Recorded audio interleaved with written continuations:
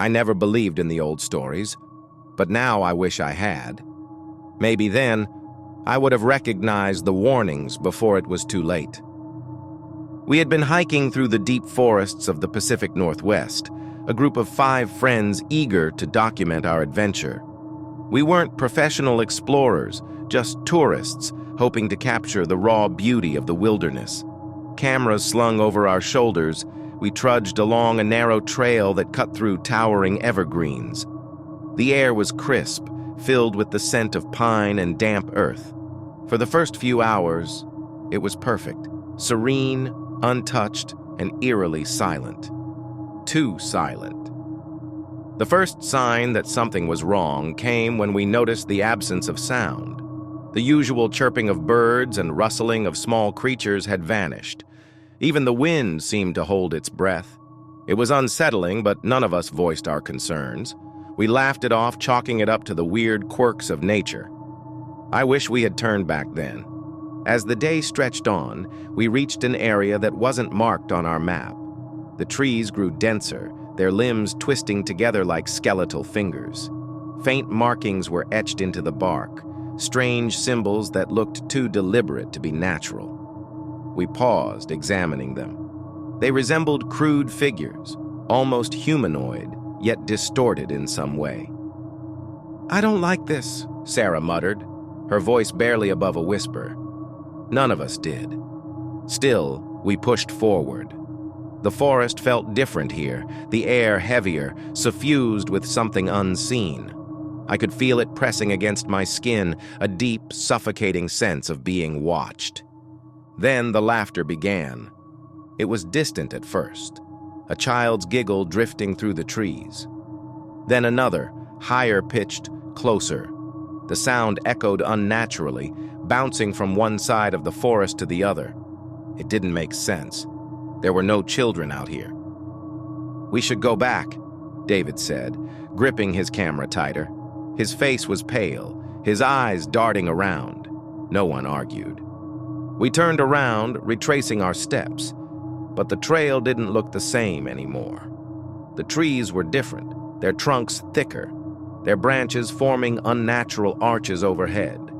A thin mist coiled around the ground, creeping toward us like living tendrils. Then came the footsteps, heavy, deliberate, following us.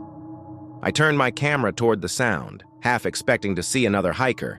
Instead, my flashlight caught a glimpse of something massive, partially obscured by the trees. A figure, tall, covered in thick, matted fur, stood just beyond the reach of my light. Its eyes glowed faintly, reflecting back a deep, intelligent malice. The breath hitched in my throat. My fingers tightened around the camera.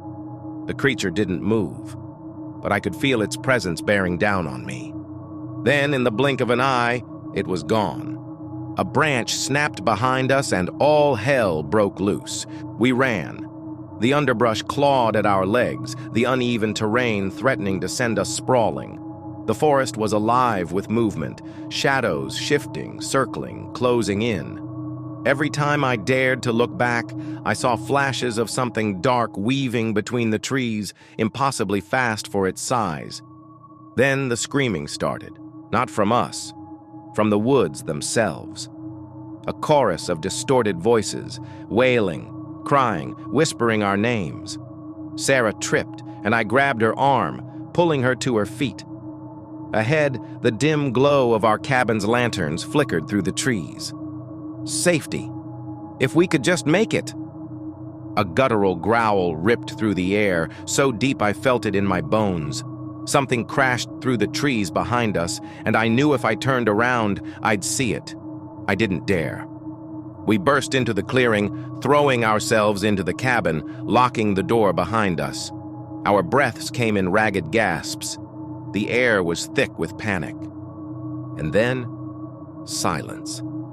For hours, we huddled together, listening. The forest outside was unnervingly still. No footsteps, no whispers, nothing. But then, just before dawn, the cabin door rattled. A slow, deliberate knock. My heart stopped. The others clutched each other, eyes wide with terror. The knocking came again, steady, patient. Then a voice. Low, gravelly, familiar. "It's me. Let me in." David's voice. But David was right beside me, trembling, his lips parted in horror. The knocking continued. I don't remember falling asleep, but when I woke, the forest was quiet. Sunlight streamed through the cabin windows. David, Sarah, and the others were still there, shaken but alive. We left that morning, not daring to look back. As we drove away, I glanced at my camera, hoping to find proof of what we saw. The footage was corrupted, all except for a single frame, a towering figure standing just beyond the trees, watching, waiting,